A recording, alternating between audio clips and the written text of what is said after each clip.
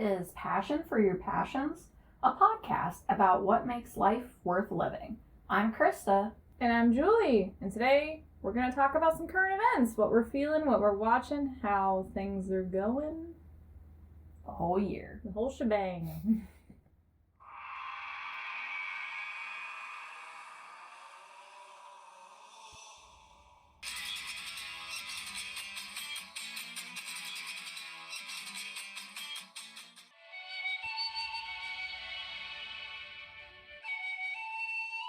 I feel the need.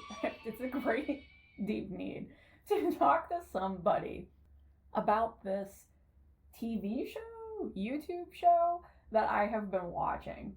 It is a Chinese drama, and it's called Eternal Love of Dream, which, first of all, just even the name alone kind of cracks me up just a little bit. But also, because I think I've been watching it, and honestly, it's weird. When I first started watching it, it wasn't me watching the TV show. It's that they kept recommending it to me on YouTube, and I would watch little clips. But the clips, the way they title these clips cracks me up, because it'll be like, Fox character won the championship, but the Emperor left with a scheming girl. Or like, one of the other ones that cracked me up is like, Fox and Emperor went romantic shopping. She coughed up blood. Is pregnant now. That's the perfect title / summary. Like, got everything you need. Is pregnant now. It's weird too. I mean, obviously it's a mistranslation type of thing. Well, at least I think it is. Unless it's some kind of joke I'm not understanding. But when you watch the TV show, it's not quite like that. Like, it makes more sense in context when it's like a normal drama, kind of glossy drama. Like, I would say it's not, I don't know, like The Witcher or anything like that. Like, it's just kind of a mid-level drama, kind of girly a little bit. But it's still, just some of these titles crack me up. And it is definitely a little bit weird to explain to people, because it does have this whole Chinese gods type of thing. And so some of the plot points are just a little bit bizarre. Like, I think one of the very first plot points is she basically turns into a fox, and she's like a fox for 1,000 years. Damn. And it'll be stuff like that, where it's just kind of like, stuff happens, and then it happens for a really long time, and occasionally they'll mention it. They're like, oh, it's been 400 years now, it's been 1,000 years now, and it's been like, damn, you were really fucking devoted to being a fox. Well, it's always, my dad and I were talking about the concept of forever. It's like, well, what is it? Like, is it 10 generations? Is it 3? So then the idea of like, is she a fox forever then? Because it's been 1,000 years, and by like any of our concept of time, that's basically forever. Like, what? Yeah, it's definitely bizarre, but I recommend it to anybody who would just want to watch a kind of weird, glossy TV show. Because like I said, it's kind of like girly in a way, but it's also just goofy. It's just a very mid-level drama type of show. Like, nothing. Well, okay, and then see, here's what's weird too. Serious things do happen, but it doesn't happen in a serious way, if that makes sense. So it'll be like, oh, these two people want to marry each other, and it's very tragic, but like, they don't really amp up the tragedy of it. It's just kind of like, it's tragic. Womp womp.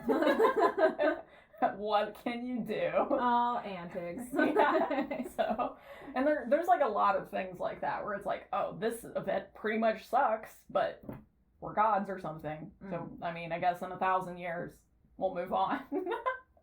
Well, I think this is a good segue to say that we're talking about current events.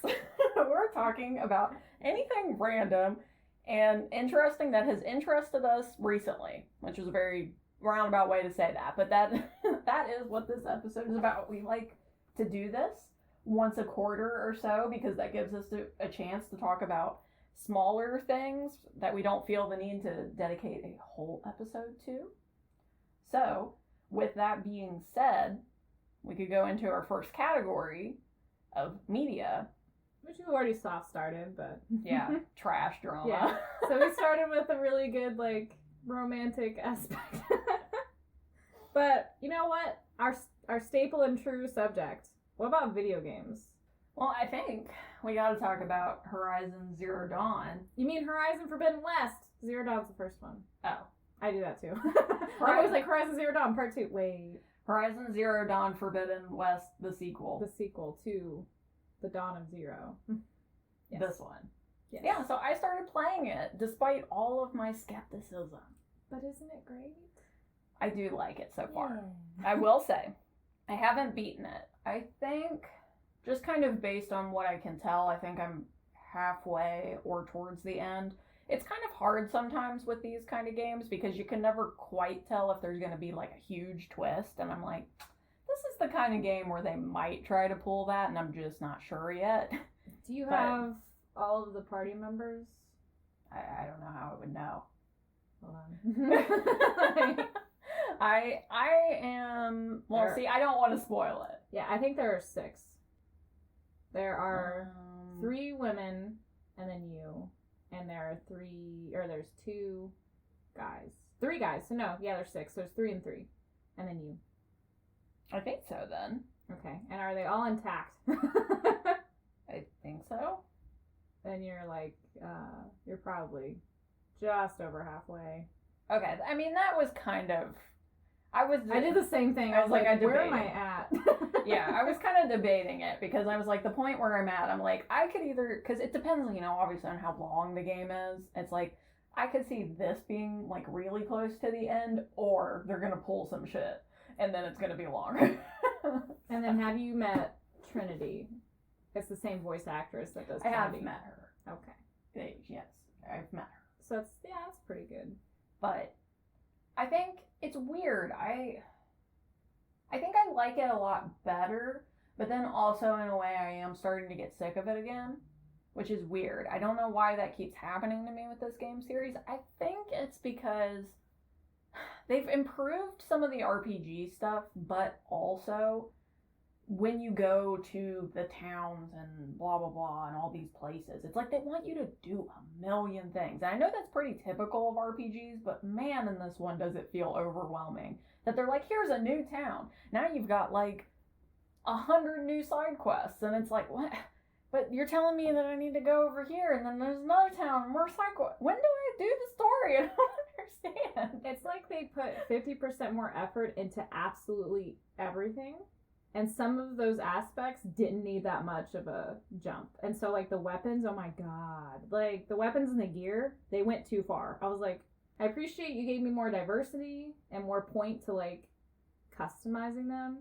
But dear god, like, there's so much. And then the weapons really made me mad because I have to have, like, 6 goddamn bows equipped just to have all the type of ammo that I want.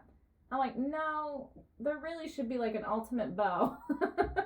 That you can get, and up till then you do the annoying shift over, but they just went so hard on everything, and I really appreciate it, but it does get annoying on some aspects. And then the quests, it really made me mad because I like to do the whole map exploration, so I want to get all the like travel points and the long necks or the tall necks, and you can't.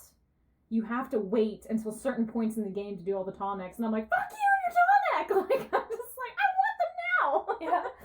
And so there were parts of it that I understood, so they didn't, like, decrease their rating for me in my head, but as a personal problem, just pissed me off. Like, as a personal thing, I'm like, I hate your stealth, but I always hate stealth. I'm just not good at it. I don't have the patience for stealth. And then there's certain things I want to do right away, and it wouldn't let me. And then there was a part, I got so goddamn mad. It kept happening to me, where I'd be on the goddamn path. So, you know, I should have minimal excursions with creatures. And it'd be like an army. I would face like one stalker, and then a hive of monkeys come in, and then a thistle back at them, and then the freaking velociraptor. I'm like, how many are there? Like, just, I only stopped for a second. Like, why? I do like, though, that when you're running, you can, like, crouch, and you'll just slide. That was one of my favorite things. I just enjoyed doing. Well, it was like the slide. Yeah, but I mean, but all the story of that aside, chef kiss. Yeah, the story has impressed me, which was definitely the thing I was the most skeptical about, because Horizon Zero Dawn ends in a way that I almost considered perfect. So it was like, how are you going to make this go on? I'm scared. But then, like, so far, I have been very engaged. Yeah, I love the story. I love the characters' interactions with you. I love the party and having, like, your safe house instead of, like, a true RPG, that element. And I even love that they kind of play on their weakness in the first game of her being such a solo fighter. They play on that in the second game where it's like, hey, you need help. Fucking get over it. And everyone just basically, like, hammers her in the head, like, you can't do it alone. And she's like, fine, goddammit. After trying to die 6 times, I guess I'll listen to you. Like, oh, although I will say, there was one point where I did have some trouble suspending disbelief. And it was just because, I don't want to, like, spoil too much, so I'll try not to. But there was this one part where they were trying to figure out who did something, right? And so the person who was figuring this out did, like, this calculation, and it was like, yes, it must be these people. And I was like, I don't I don't that's fine, but also that seems like you've jumped way too many points from the logical conclusion to just something way this thing. But okay, sure. No, my only honest complaints are, like I said, there's just a few points where I'm like, you didn't have to work this hard here. And that's especially with, like, the gear and the weaponry. And so the stuff I've already said is just a personal complaint. Otherwise, there is one storyline that's, like, really important in the beginning. And then they just forget about it, like, throughout the whole game. And at the end, they're like, oh, it's like it's important again. And I was like, I feel like you could have given that story a little bit more meat or just taken it out. Like, I didn't like how they did one story. But overall, I thought it was a really, really well-written story. And this is the only spoiler I'll give, is that there is going to be a third game.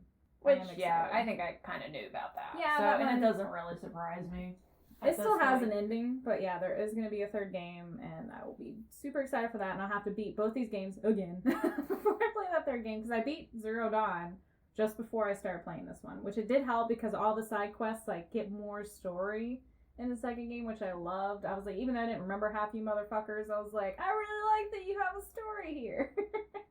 And then the other thing is the whole romance aspect. I hope they play into that on the third game, even though I don't think they will. Just because it's funny weird. Like, her interactions with these men, I'm just like, you won't let me pursue or not pursue these. They're just, like, in the background of her life. And she's basically just like, I'm busy. I'm not going to address that. Yeah. Even though the Sun King is in love with me and Aaron's in love with me, I'm just going to ignore that while I go do my other shit. And maybe Varl. That one's questionable. Well, he got a new bitch. It's fine. Yeah, it's just questionable. Yeah, his starts out and you're like, Yeah. I mean, what man wouldn't be in love with me? I feel like he maybe likes you or something in the first game. I don't know. I remember that it's weird with him. You're like a curiosity, and it's kind of like every man that comes within vicinity of you has some feeling for you, is kind of how they play on it. Well, I think I was reading about that a little bit, that, I mean, obviously Aloy's like, you know, she's a badass bitch, but also, you know, I mean, you kind of see this, like, most of the other people, they tend to be kind of like a Asian, black, or like kind of Nordic vibe to it. So I think, like, Aloy is supposed to be very rare, like the fact that she's redheaded, like, you don't see other redheaded people. Yeah. And it's essentially because of what she is, which I'm not going to say because that is a spoiler. And really, you should play Horizon Zero Dawn, if not just for the story. Like, seriously, just do it like how I did. Just go. Just put it on the easiest mode and have fun. Yeah, do the story because it's worth it. Or watch it on YouTube. I'm sure you can find a story version. It's good. It's pretty decent. Right. So, we should move on to something else before we just talk. This becomes the Horizon. Another video game podcast. What do I want to talk about? Okay, I'm going to talk about just a silly YouTube thing that I've been into, just because I think it's funny. So there is this channel. It's called Hana and Kotaro. I guess it's Japanese. He doesn't really talk very much. It's kind of one of those where there's subtitles and things. But it is this guy in Japan who owns otters. And That's so specific. I know, but they're so cute. It's one of these things where I watch it and I'm like, man, I'd love to have otters, but also I'm sure I would hate it. Yeah. Because I even looked it up and they're apparently quite a pain to have. They're very messy. Very messy. Yeah, and you have to provide them tons of water. Basically all the time. Like, I think this guy, he basically has a bathtub for him, but then he'll also have an outdoor pool. So it's like, it's intense. You gotta have water. But they're just so cute. Like, the way that they'll slide, because when they get startled, or if they're just being cute, I guess, they'll, like, slide on their stomachs and they'll go underneath the couch, and it's just so funny. Cute. Or the other one that really cracks me up is when they're in pools. Because the way they float, it's so hard to explain, because I mean, a lot of things float, but like, they're so buoyant. Like, you'll see the owner, he'll hold their stomach and kind of just like move them around. It's like they just glide, and you know, they're like no effort. It's not like they're like sitting there keeping themselves or like flapping their little flippers. Right. Like, they're just there. Like a little balloon in the water. It's so funny. Yeah. So that's my recommendation for people who want to watch cute shit. Well, to wrap up our media section, there's a show that I discovered that I've already watched like 3 times, because I keep showing people because it's so random. It's called Auntie Donna's Big Old House of Fun, and it's on Netflix. And I looked it up. They're very obscure. Like, nobody gives a shit about this group. But they have skits online too, which I've tried to start watching those, but just, if you like random humor, so if you like us, I guess, you'd like this show. Because I'm having this trouble with all these comedies that shows just get repetitive, and I just start predicting exactly how everything's going to go, and I get really irritated. This show does not do that whatsoever. As soon as I think I know the joke, they just opposite, like, just do the most random bullshit thing. And I just find it absolutely hilarious. And some of it is smart comedy, but most of it is just really dumb, and that's why it's just so funny to me. And so it'll just be like, oh yeah, that's what? Like, it's just left turn, and I have to pause it because I laugh so hard. Like, it's just so stupid. There's only 1 season. It's really quick. I literally watched it in a day, and I want to try to like boost their showing if I can, because they're hilarious and they deserve it. But yeah, I really like that show, and I want more people to watch it now, because it's just really undervalued. No one watches this thing. Yeah, I mean, I'm not really aware of where they came from or what their deal is, but it definitely has some funny moments, and it's definitely random humor. There's no way else to describe it. Yeah, it's just random. Yeah, okay. So that wraps up our media, but we also have other skills and hobbies and likes. It's just media is so easy to just talk about endlessly. But we kind of want to talk about more books or art or just general hobby stuff. So to start us off, what you got? All right, let's talk about this thing that's around us. The fact that I just keep changing this office all the time, constantly. I don't know what it is. I think I hate it or something. I think I hate it, so keep making it different in hopes that it would change. This is the thing nobody ever tells you about buying a house. Is you buy a house and you'll go into a room and you'll hate it. And then that just becomes your obsession. There's nothing you can do. Doesn't matter. You can try to fix it. Maybe you'll succeed, but honestly, you probably won't. It's my whole house, so I've redone every room twice. It's just... Yeah, I think my big room for that is the bathroom. But it's mainly because there's nothing I can do. Yeah. And so it just drives me crazy. Every time I'm in there, I'm like, I hate this bathroom. I'm redoing my main bathroom right now, and it's miserable. I'll spend like a whole day, and it'll be like, fuck this room, and then I won't be in there for a week. I'm like, I gotta finish that. Like, it's in shambles. Fuck that room. I never use it. I have a main master bathroom, so I never go in that one. Yeah. But I mean, I got some fancy colorful lights, like all the lovely TikTok people, I guess. I got some different soundboards. I have a jellyfish station, so that's pretty cool. And then I got these fancy shelves, which I put my Gundam on top. My Gundam, Lance. He's got a name, but I just call him Lance because it's funny. Lance? Why not? I think it's coming along.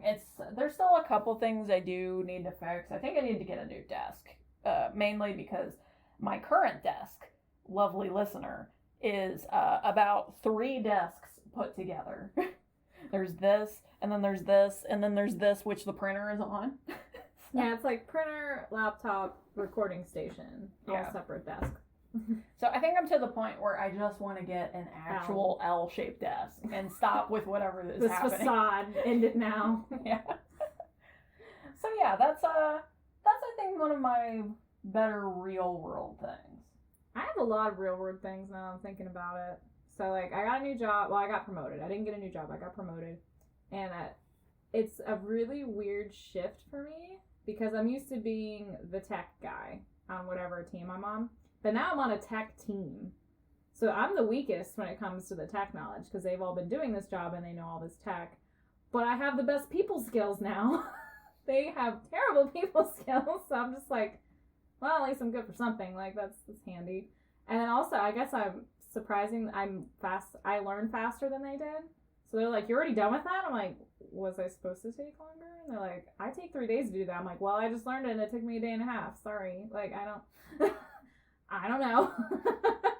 So, and I'm kind of bored, but I have to do these, like, it's called Skill Wave, and it's teaching you, like, SQL and all this stuff in Excel. And I messaged my boss. I'm like, I'm going to be honest with you. Nothing is sticking. I've sat here for 3 hours, and I know less than I did when I started, because now I'm just confused. And he's like, do you want the book? I'm like, yes, I'm better at reading. Just give me the book. I can't focus. They're more ADHD than I am. I can't do it. And they all have different accents, and I'm like, I can't focus.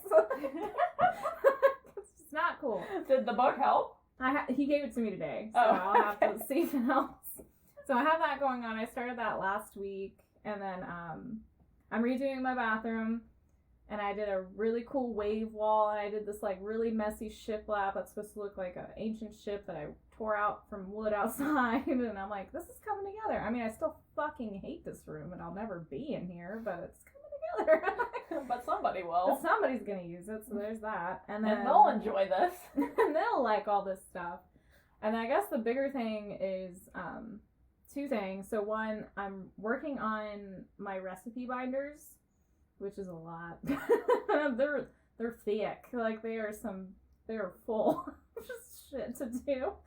And I was like, oh, I can make this part of like a YouTube channel or like a podcast thing. And I'm like, it's still a lot. Even if I don't do that, it's like, I'll think on that. I'm just going to start hammering away at recipes. And I mean, these things, it's just so many. It's because American Test Kitchen. It's like a really, really good site for recipes because a lot of recipes don't actually get tested. So it's when you end up with the ones you're like, who the fuck wrote this? Like, this doesn't make any sense. These are tested and they tell you like all the technique and the method and they give you tips of like they tell you exactly how ripe the bananas need to be. Like they show you pictures of what level of ripeness. Like they're that detailed. But you have to subscribe to the site to access these recipes. So I got a week for free like 3 years ago and printed literally any recipe that I thought I could possibly want. So I would start with just like things I wanted to learn to make. I'd start there. And then I go by like chef, and then I go by like culture, and then I go just by ingredients. I'd be like, I want every single artichoke recipe that you could muster. And I printed all of them while I was at work. And it's like, I went through 2 packs of paper. Like, I printed a lot. And so then I put it on this goddamn binder. I just threw it away. I just logged it away. So I'm trying to go through it now. I'm very confused as to why you did this. Because I didn't want to pay for a subscription. So I printed every recipe you could ever want. But then why did you never look at it again? Because it's a lot. It's a lot to go through, okay? I have them in my car because I was working on it at work. So I've got that. And then I wrote out a 10-year writing goal thing. So in 10 years, I have all these projects I want to finish. And they're on a schedule now. We'll see how it goes. Writing about cat vampires. I mean, I wish. Now add it to the list. I don't know. Cows in space.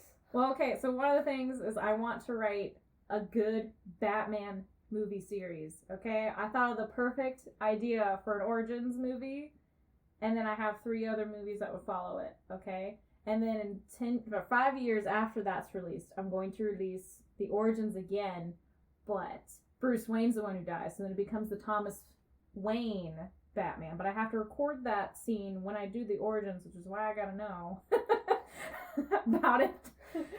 Like, I have a plan, but it's in like 8 years I do that one. You have a lot to write. I do. I will say, actually, this is a little bit off topic, but I was talking about this the other day with my husband, that I think if there was ever a project that was perfect for us, we would need a tech person, like a programmer, blah, blah, blah type of person. Because somebody who could, like, make a video game, right?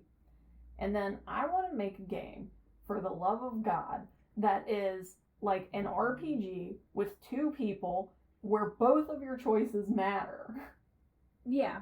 They did, it's not that expansive, but A Way Out. Yeah, that was kind of one when I was talking about this with my husband that I mentioned, but I don't know, like... So we write ourselves into this game, and then, like, do an RPG, and they do their choices. Even if it was something kind of, like, to the level of Civilization, not quite like Civilization, but, like, this idea of, like, you're over here, I'm over here, we're doing stuff throughout the story because of what you're doing and what I'm doing. It kind of starts to affect until it comes to a head, basically. It could be... I just thought of it. So it could be, like, hero, villain, but you don't know. Mm-hmm. You're just playing through it. And then, like, basically you're creating your counter. So if you're playing a hero, it makes the other one a villain by, like, your choices affecting them, and vice versa. Like, Megamind kind of plays on the idea of, like, he was only a villain because the hero, like, shadowed him for so long and whatnot. And so you could do it like that and just have, like, the pieces move that way. And then if you switch and you play the other character and make them do the opposite choices, the character you previously played does the same thing but differently. So they're still, like, the opposite, but they do it completely differently how they walk about it. I think... Even though we're really bad at villains. I want this, though. Just saying. Well, that's why my project thing is a 10-year plan, because there are certain things that when I write them, I want them published. Like, the whole point of me writing them is I need them out in the world, and I want people to know about it. Other things I'm writing for me. Like, I just want to write it down and have it out. That's why it's a 10-year plan. So I have all this other stuff that I could possibly get published, and then I would have a name, and then I could be like, okay, now give me reins to make a Batman movie before I lose my mind. Like, you know who I am. Let me make a Batman movie. And so that'll be like, at the end of the 10-year plan, we can write this video game, because by then we'll have stuff published.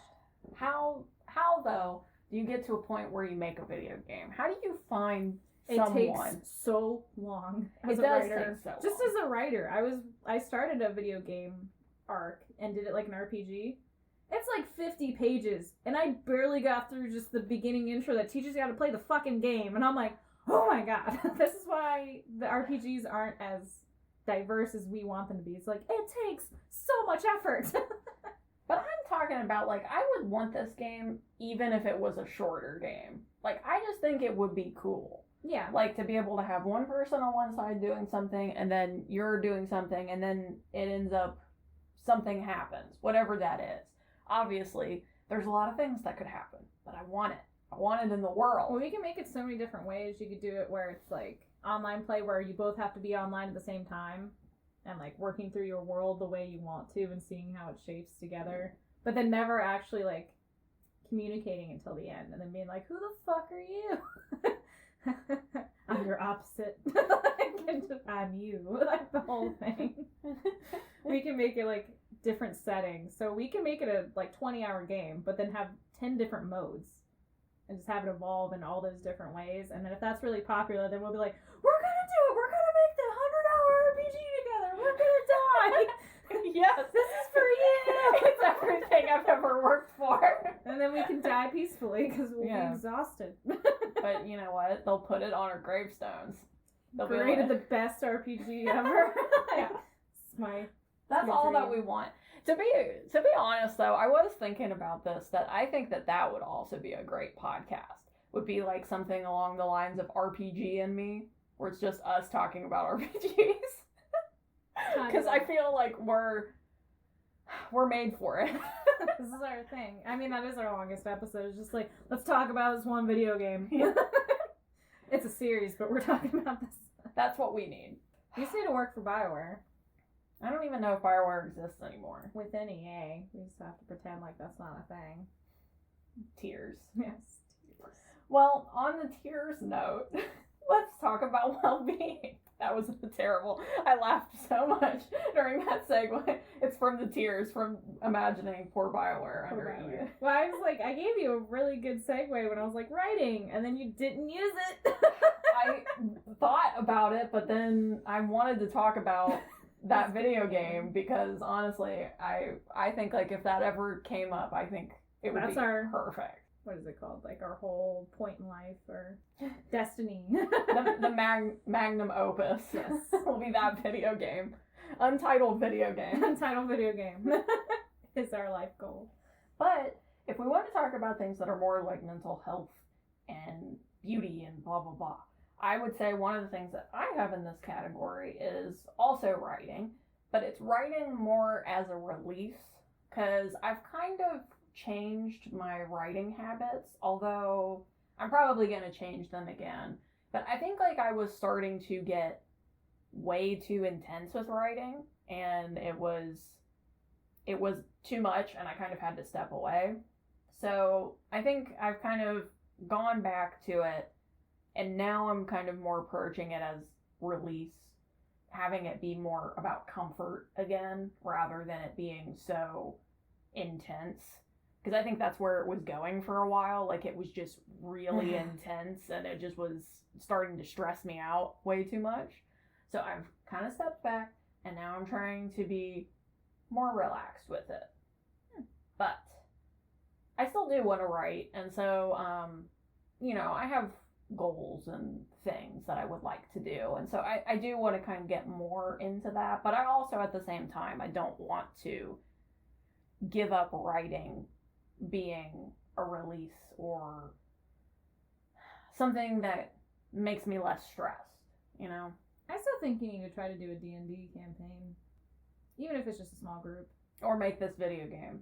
Yeah, that's stress. I think that's more of a stressor than we'd have a lot of fun, and then we'd be like, oh yeah, work. Bye. Well, let's start with a small one. Right. Just one quest line. We'll start with the 10-hour version. Well, yeah. And then short and sweet. We'll label them all that way. Short and sweet. This is the 10-hour version. If we could get the 10-hour version made, then I'd be like, maybe just make it like a phone app that you play with your friend. Maybe we'll move on to the 50-hour. We'll create a new type of RPG altogether. I don't know what it would be. Crazy. The real co-op RPG. Not the stupid fucking, you're playing Fable and you're attached by a millimeter to your person. Nothing matters. You're just there being sad. We are one style. There we go. Yeah. This wouldn't be that. Well, no, that's what we call it because it's like playing on each other. So it's like one character, two destinies simultaneous. But you don't lose or gain by being one or the other. They're equal. You got this. You got a lot of hip words going on. Yeah. But anyway, magnum opus. This video game. Be ready in 15 years or however long it takes. Yeah, someday. When we get there. Now, one of the reasons why I came up with my project plan is because I keep coming up with really interesting ideas, and I literally outline it and finish it. I just don't do it. And I'll tell one of my friends when I'm at work, and they're just like, you need to get this out in the world. I'm like, oh God, I just think of things. It's a lot of effort. It's a lot of stress you just put on me. I need an editor. Yeah, and so then I threw together okay, I have a goal set now. Yeah. I have to do these things. But very slowly. I start out slow, and then it's there's 2 years where it's you're working on 5 things. Well, I mean, are you stressed about this? Is this what the boxing, running, blades on your face? That's my notes, people, in case you're wondering. I start boxing classes in about 2 weeks. That wasn't the one I was curious about. I know. It's called, I forget. It's called building, I forgot the word completely. For having blades on your face? Mm-mm. No, it's a story. It's like a story method. It's like building up to. I forget the phrase, so now I just feel real dumb. Well, now we're here. So yeah, I'm gonna do boxing in a couple weeks because I just get really out of shape in the winter because I get like seasonal depression. I'm not outside. I'm not doing anything, and so I'm just really out of shape. And I'm like, I'm getting older. I need to like set something to keep me like into it instead of just doing the normal tasks that I do. And I want to learn Muay Thai, and boxing is kind of like the American soft version of doing Muay Thai. And this gym I found, they do fundamentals of Muay Thai. So I can build into that while I'm there, and I really like that idea. So I'm doing that for health. And running is just because my boyfriend is a runner, and he wants support. And I was like, okay, on your relaxed days, I might join you. I don't like running, okay? I just don't like it. But there's this Lord of the Rings challenge that you can do. You pay for it, so I could just lie and get my medals anyway. But you get medals for these distances you go, and the idea is you're like running to Rivendell or running through Moria, and it's the distance that they calculate however they do. If you do the whole challenge, the first one starts like in the Shire, and you get the one ring on like the back of your medal. And at the end, you end up at Mount Doom, and like you put the medal in the like volcano on your medal. Yeah. And I like really like that. I'm like, I'll run for medals that are really cool and Lord of the Ringsy.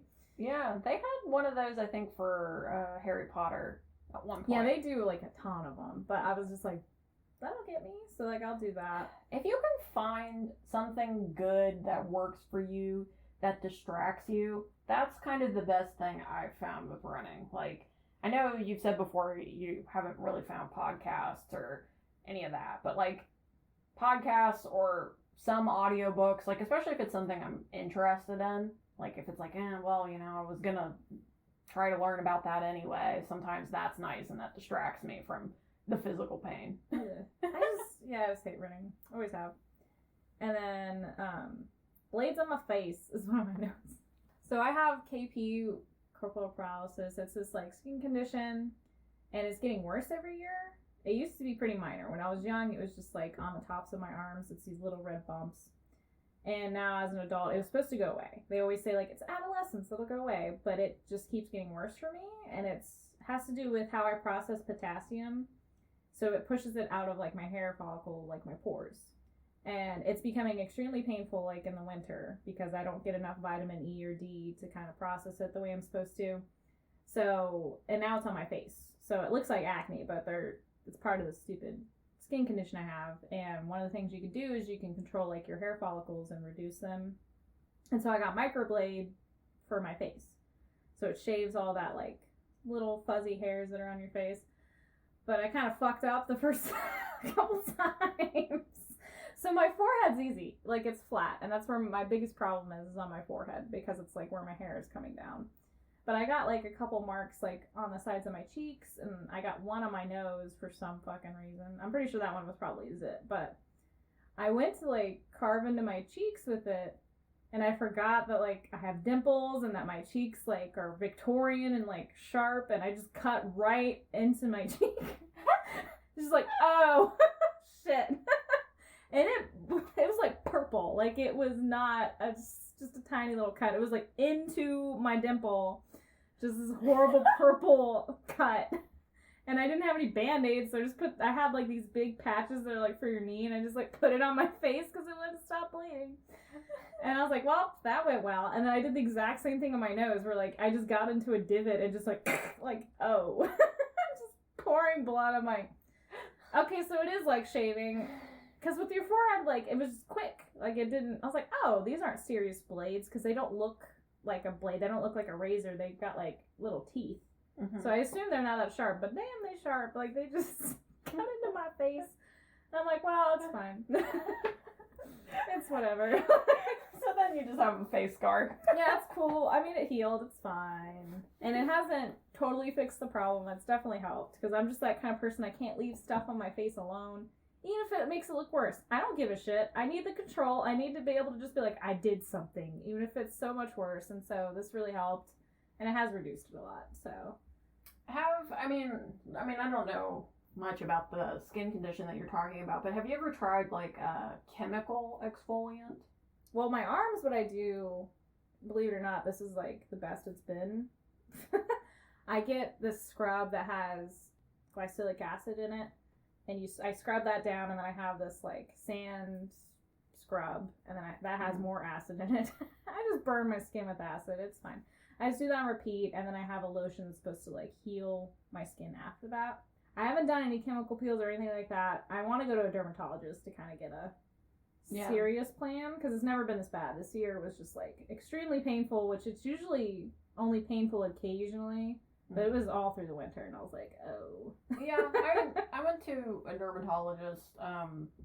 It's not that bad. The only thing that kind of sucks sometimes is sometimes it's hard to get into a dermatologist. But the reason why I was asking about the chemical exfoliant thing, I think they're like, I forget what they're called. They're like AHAs. Because I was listening to this dermatologist on YouTube, and he was talking about how he doesn't really like the physical ones, so like ones with sand and, you know, that kind of stuff, because you can basically cause like micro tearing, you know, if you're not careful, and then sometimes that makes things worse because it's like stuff can now. I'm literally just ripping my skin off. I'm like, all of it, all of it. So like the chemical one, and I mean, it's not like it burns. It's like, honestly, it's like cleaning your face. That's the way it is to me. But yeah, I was just curious because I've been introduced to that recently. It's not so bad. Yeah, they always recommend scrubbing because the idea is like the potassium seals that pore, and so you need to bust that off, and then you need to deal with the irritation underneath. It's kind of like, don't quote me on that, but that's kind of the idea. And I, with my arms especially, like shaving the top of my arms and doing that helps a lot. My lower, I find it weird when people completely shave their arms, so even though it would probably help, I don't shave my forearms because I'm like, they're already blonde. It's just weird. I even find it weird to shave my forehead because I'm like, it's like, I'm going to start going bald even though I know that's not how it works. So, yeah, some of it's helping, and then now the sun is out, so that helps a lot. Yeah. Just need more sunlight. But yeah. Okay. Blades on your face. Blades in my face. I thought this was going to be like an acupuncture thing. Nah. I literally just cut up my face by accident. I was like, oh shit. Well, I think this last thing you have is also kind of related to one of my earlier things, because I started reading a book that is A Year of Positive Thinking. And really all that it is it's like a once a day you read this book. It's kind of in the vein of an affirmation. Although I wouldn't say it's quite an affirmation, because it's not like, fuck the world, you're great. It's kind of more like ways to think about things. And the way that this author talks about stuff, I really like, because it's very, I don't know, it's very positive in a way that's pleasant and neutral, I guess. That's not like condescending or childish. Or intense. Because that's the other thing, is that like sometimes when you do affirmations or whatever it is, they're like, fuck, be fucking happy, blah. But it's not quite like that. It's kind of more like a reflection of the world. So like one of the ones that I liked was, she was talking about mistakes and failures, and she was talking about how in Japanese culture there used to be this thing, I'm not sure if they do it anymore, but it's like with pottery, and you've probably seen this, where it's like when a pot will break, they'll detail it in gold rather than like fixing the pot or throwing the pot away. And kind of like the idea that she was kind of trying to say there is like, we all have flaws, and like flaws are kind of a thing, and in a way, like kind of own up to them, like you have them. Don't try. Yeah. And it's just like there's all kinds of, it's a lot of things kind of like that, where it's just kind of more like looking at the world and the way that things are and kind of flipping it a little bit. And I don't know, I've just been enjoying it. Well, my note for everybody this year is just happy moments every day. So I do this thing when I have a bad day or I'm in a bad mood, that I try to accomplish something. 70% of the time that works.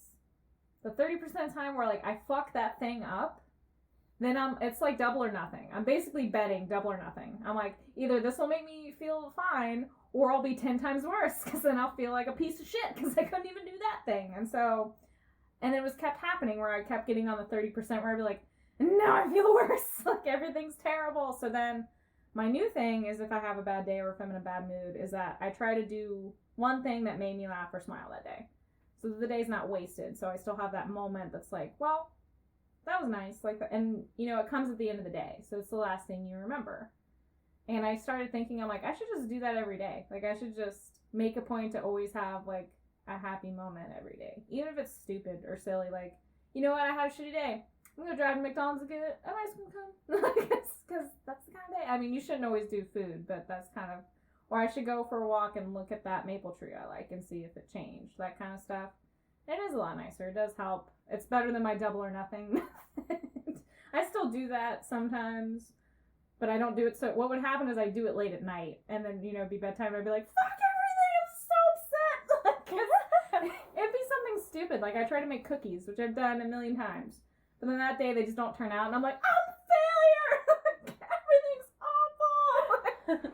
I remember one time I did that, and I literally burnt and underbaked the cookies at the same time, and I was like, how do you even do that? They were burnt in the bottom, but then doughy on top. And I was like, I hate everything. This is just a shit day. Like, I'm out. Just canceling today. And maybe that's the day you go to McDonald's and get the ice cream. Yeah, just like, like, this is so sweet. I'm like, my hideous cookies. Yeah, so it's my happy moments every day. Even if they're silly or small, it makes the day worth it. Yeah, I mean, I think that makes sense. I mean, a lot of life is just kind of perspective.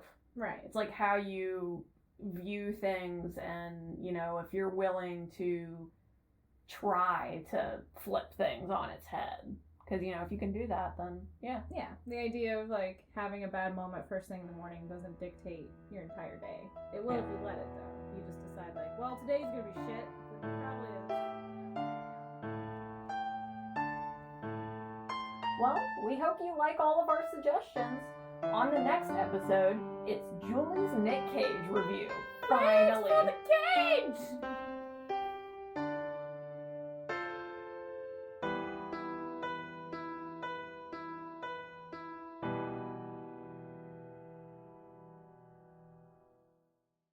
I don't know why it made me think of it, but there's a show, and I think it's called like Love at First Sight.